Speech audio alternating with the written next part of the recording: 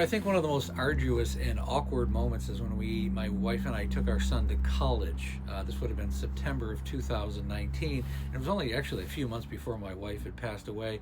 And this is the first time seeing me. Well, I was married for 25 years, and unfortunately, my wife succumbed to alcohol use disorder about 4.5 years ago. And I really tell these stories so it's relatable to other family members and alcoholics who are struggling with us to understand the effect that they have on themselves and their families. But it became a very difficult trip. Normally it's 500 miles north to Santa Cruz from where we live, straight up the middle of California. Normally it would take about 8 hours. It ended up taking us 2 days because we had to stop at little towns along the way because my wife had to constantly get something to drink in the form of alcohol. But it would be, you want to go to lunch? Okay, we had to get some lunch. And then, of course, there was wine or beer that was attached to it. And before I get all the, why are you allowing her to drink in front of you comments, you have to realize she was, at this point, a stage 4 alcoholic. And if she didn't drink, she could go into detox, and that would create abundance of problems. I mean, she could have convulsions, heart attack, stroke, vomit. I mean, it would be dreadful. I mean, she'd have to just go to the hospital if you didn't feed her alcohol at this point.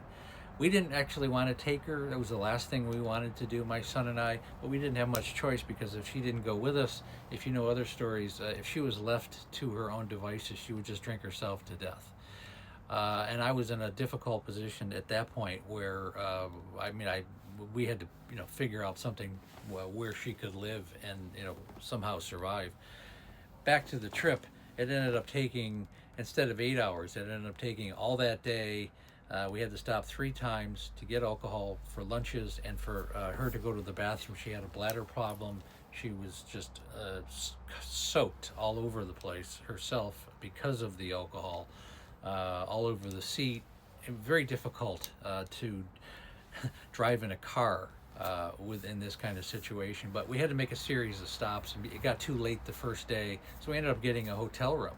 And it got worse there. My son and I think we went to get some fast food. There was like a couple fast food restaurants in this small town. And while we were doing that, I didn't realize my wife, of course, had hidden 2 large bottles of Chardonnay in her luggage. How I missed that, I don't know. But she ended up drinking about one of them and half the other one before we got back. And she was passed out when we got back. And unfortunately, it was very uncomfortable because of that, she was snoring like a sailor that night, and it was just echoed around the whole room, and we had difficulty sleeping. And the next day when we had to get up, Griffin was very anxious about getting to school. This is his first day. It's exciting, and it took like an hour and a half for his mother to get out of bed and get into the car. She was just hungover and just spent. She had also had her knee replacement surgery a couple weeks before that. She was on crutches. She was still pretty tender, and then you tack on the alcohol. Just impossible situation. Eventually we got to the school, and it was just very stressful. Griffin just wanted to get dropped off and say goodbye. I could tell that he was at that point, but my wife wanted to go to lunch one last time. We went to this pizza place in Santa Cruz. Griffin had a couple hours before he had to check in, so we had some time to kill. Unfortunately, right in front of us, after we had told her to stop time and time and time again, she ended up ordering a pitcher of beer. It was a big argument. Remember, it was a big argument because I wouldn't drink any with her. And I said, there's no way I'm drinking anything with you, period. So she ended up drinking the entire pitcher and then ordered a second one. And my son and I are just like, what are we doing here? Why are we doing this? And that was the lunch. On the way back to the school, she ended up passing out in the front seat. And the most difficult part of the whole thing is when I had to say goodbye to my son. So, we had him all moved in, and it was time to say goodbye. And we walked back to the car just to make sure we had gotten everything. And I gave him a hug, and he said, "Dad, just tell Mom I said goodbye." I said, "No problem." She had her head on the window, and she was passed out in the front seat. And it was a really sad moment, which should be a very poignant moment when you say goodbye to your child when they're finally going to school, or they're going off on their own. And that moment was destroyed, quite frankly. And so he said goodbye, and I was really glad that he was walking away and that he was going to have his own life now. And I was very, very happy about that. Got back in the car. I was probably 100 miles down the road, and my wife finally woke up, like, where's Griffin? Are we going to say goodbye? What's going on? I said, we're 100 miles down the 5. Okay, he's long gone. And I remember that she got all upset, and I'm just, not my fault.